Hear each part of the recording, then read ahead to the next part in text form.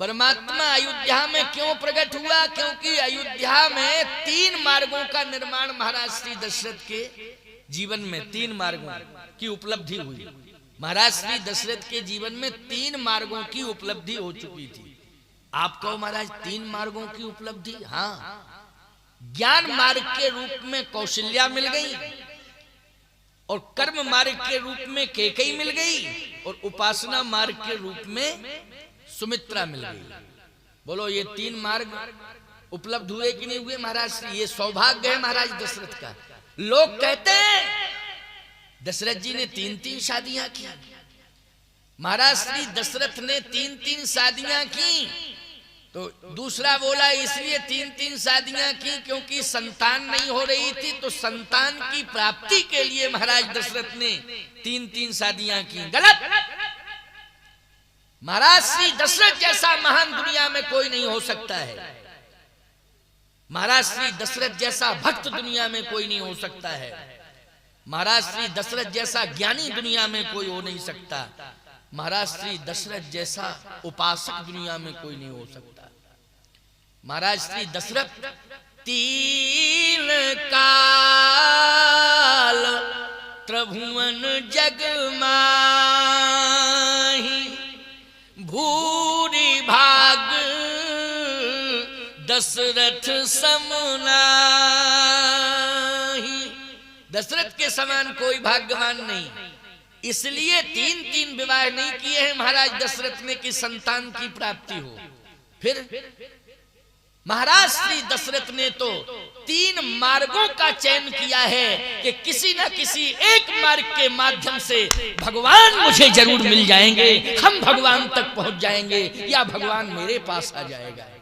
बोलो भाई, या तो हम भगवान तक पहुंच जाएंगे या भगवान मेरे पास आ जाएगा। एक बात और सुन लो, पत्नी का बहुत बड़ा योगदान होता है भगवत प्राप्ति में। भगवत प्राप्ति में पत्नी का बहुत बड़ा योगदान होता है। पत्नी केवल भोजन बनाने के लिए ही नहीं आती है। पत्नी केवल आपके घर की व्यवस्था संभालने के लिए ही नहीं आती है। याद रखना, भगवान की कृपा से ही आपको धर्म पत्नी मिली है। वो धर्म पर चलाकर आपको भगवान से मिलाने के लिए आती है। वो धर्म पर चलाती है और परमात्मा से मिलाती है। ये धर्म पत्नी का कार्य है। सामान्य रूप में नहीं इसको लेना चाहिए, ना इसकी व्याख्या इस तरह से करनी चाहिए। लोग पता नहीं पत्नी पर कितने प्रकार की टिप्पणियां करते हैं कि नहीं। हम तो कहते हैं, वक्ता लोग भी विभिन्न प्रकार की बातें करते हैं। बोले वो साहब वाइफ जो पति की लाइफ कैंची की तरह काटते हो, वाइफ पता नहीं क्या क्या व्याख्या करने लगते हैं। अपने मन से ही करते रहते हैं, जो कहना होता है कहते रहते हैं। नहीं होगी कहीं वाइफ। हमारे यहाँ तो भारतीय सनातन संस्कृति में धर्म पत्नी कह करके संबोधित किया जाता है। बोलो, पति जब भी संबोधित करता है तो यही कहता है, महाराज जी ये धर्म पत्नी है मेरी। यही संबोधन होता है कि नहीं होता है? बोलो भाई।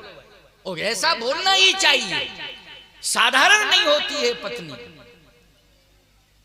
महाराज श्री दशरथ की 3 पत्नियां हैं। इन तीनों पत्नियों का योगदान कितना बड़ा है जरा सुनिए। वैसे कैकेयी का चरित्र लोग अलग ढंग से प्रस्तुत करने लगते हैं, वो एक अलग विषय है। जब चर्चा होगी, प्रसंग आएगा तो सुना दूंगा। अभी तो मैं आज परमात्मा को प्राप्त करने के लिए इन 3 मार्गों का जो निर्माण हुआ है, उनमें से कौन सा मार्ग हम चुने जिस मार्ग के माध्यम से हमें परमात्मा मिल जाए, इस पर चर्चा हो रही है। तो मैंने बताया ही है कि किसान कर्म मार्ग को चुन ले, महात्मा उपासना मार्ग को चुन ले, और ज्ञानी कर्मकांडी ज्ञान मार्ग को चुन ले। बोलो भाई, क्योंकि अलग अलग विचारधाराएं हैं। भगवती सीता को भक्तों ने भक्ति के रूप में स्वीकार किया, ज्ञानियों ने मुक्ति के रूप में स्वीकार किया, वेदांतियों ने शांति के रूप में स्वीकार किया। भगवती सीता को अलग अलग रूपों में स्वीकार किया है।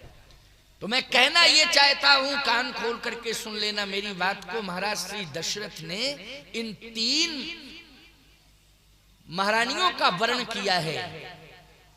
ये संतान की प्राप्ति के लिए नहीं, भगवान की प्राप्ति के लिए।